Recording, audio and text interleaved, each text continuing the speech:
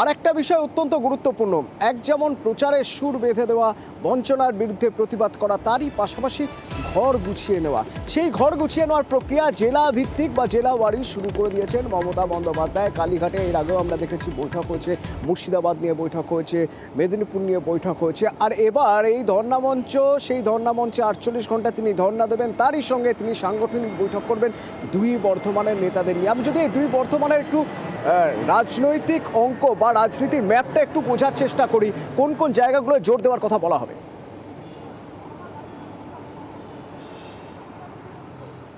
দেখো 2019-এ যদি তুমি দেখো তাহলে দেখবে হচ্ছে যে বর্ধমান দুর্গাপুর লোকসভা আসন সুরেন্দর সিং আলুওয়ালিয়া তিনি জিতে নেন।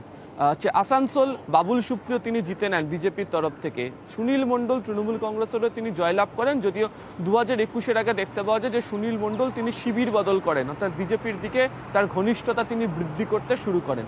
2021-এর যে ফল, সেই ফলের পর দেখতে পাওয়া যায় যে প্রথম সুনীল মণ্ডল সাংসদ তিনি তৃণমূল কংগ্রেসে ফিরে আসার জন্য চেষ্টা শুরু করেন এবং তিনি বর্তমানে তৃণমূল কংগ্রেসেই রয়েছেন।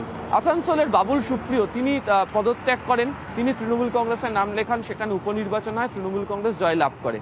যদি দুটো বর্ধমানকে দেখতে পাওয়া যায় তাহলে হচ্ছে যে 2019-এ যে ফল পূর্ব বর্ধমানে ছিল 2021-এ সেই ফল বিধানসভার প্রেক্ষিতে পুরো বদলে যায়। 16টা যে বিধানসভা তার সবকটাই তৃণমূল কংগ্রেস জিতে নেয় এবং তৃণমূল কংগ্রেস বলে তাদের এই বিপুল জয়ের পিছনে পূর্ব বর্ধমানের একটা ভূমিকা রয়েছে। পশ্চিম বর্ধমানের যে কটি বিধানসভা কেন্দ্র রয়েছে সেখানে দেখতে পাওয়া যায় যে ফল গিয়ে দাঁড়ায় হচ্ছে 3-6, অর্থাৎ 6টা তৃণমূল কংগ্রেসের দিকে যায়, 3টে যায় হচ্ছে বিজেপির দিকে। এবং যদি আসানসোল লোকসভার উপনির্বাচনের ফল দেখা যায় তাহলে দেখতে পাওয়া যাবে যে জায়গাগুলোতে 2021-এও তৃণমূল কংগ্রেস পিছিয়ে ছিল সেই জায়গাতেও তৃণমূল কংগ্রেস তারা মেকআপ করে নিতে পেরেছে। তবে যেহেতু লোকসভা নির্বাচনের প্রেক্ষিত আলাদা এবং এখন থেকে পূর্ব বর্ধমান, পশ্চিম বর্ধমানের মতো বিভিন্ন জায়গাতে বিজেপির তরফ থেকে প্রচার শুরু করা হচ্ছে। প্রথম প্রচারের ক্ষেত্রে এক হচ্ছে, তারা বলছেন যে কৃষকদের বিষয় নিয়ে পূর্ব বর্ধমানের জায়গাতে। দ্বিতীয়ত হচ্ছে পশ্চিম বর্ধমানের জায়গা থেকে তারা দুর্নীতি, কয়লার দুর্নীতি, এই সমস্ত অভিযোগ নিয়ে তারা বিভিন্ন সময় ধরে প্রচার করছেন। ফলে আজকে যে দুই জেলাকে নিয়ে যে বৈঠক হতে চলেছে সেখানে হচ্ছে লোকসভা নির্বাচনের প্রস্তুতিতে কি বিষয় নিয়ে তৃণমূল কংগ্রেস ঘরে ঘরে যাবে।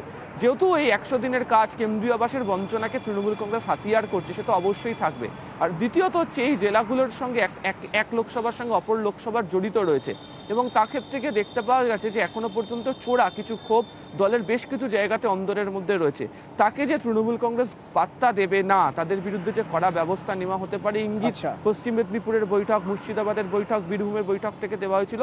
কার্যত আজও একই ধরনের বক্তব্য বা একই ধরনের হুঁশিয়ারি আজকের এই বৈঠক থেকে তিনি রাখতে চলেছেন, এমনটাই মনে করা হচ্ছে। ফলে লোকসভা নির্বাচনের প্রচারের সুর এখন থেকে ময়দানে নামার যে প্রস্তুতি, কারণ তিনি নিজেই রাস্তায় মিছিল করতে শুরু করেছেন, রোড শো করছেন, ফলে সেই বার্তায় আজকে তিনি রাখতে চলেছেন এই সাংগঠনিক বৈঠক থেকে, এমনটাই ধারণা।